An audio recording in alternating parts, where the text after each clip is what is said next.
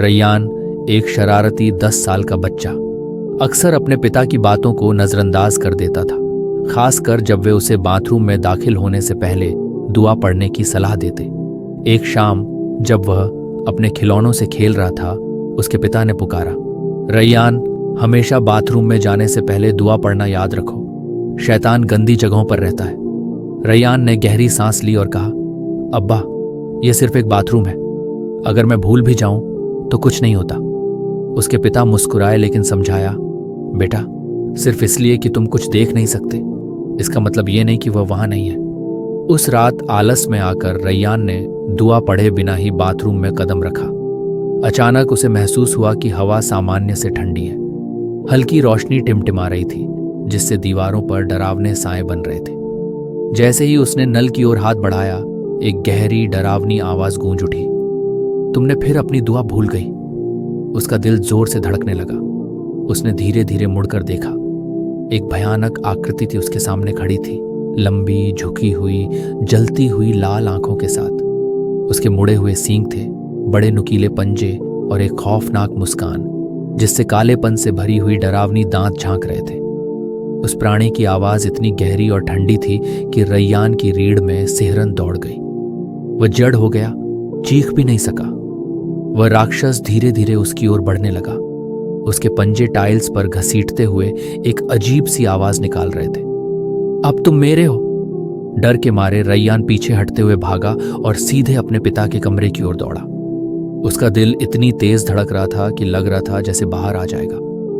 उसके पीछे वह डरावनी आवाज और भारी सांसें थीं, मानो वह राक्षस उसका पीछा कर रहा हो। रैयान ने जोर से दरवाजा पीटा, अब्बा, अब्बा, दरवाजा खोलिए। दरवाजा खुला और उसके पिता ने उसे हाँफते और कांपते हुए देखा। बेटा, क्या हुआ? अब्बा, एक भूत, उसने मुझसे बात की, वह मुझे ले जाने वाला था। रैयान कांपते हुए बोला। उसके पिता घुटनों के बल बैठे और उसे गले लगा लिया। बेटा, वह शैतान था, वह गंदी जगहों पर रहता है। जब तुम दुआ नहीं पढ़ते तो तुम उसे अंदर आने का मौका दे देते हो।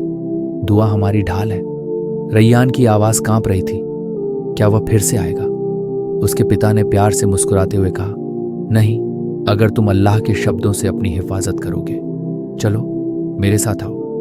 उन्होंने रैयान का हाथ पकड़ा और उसे वापस बाथरूम के दरवाजे तक ले गए।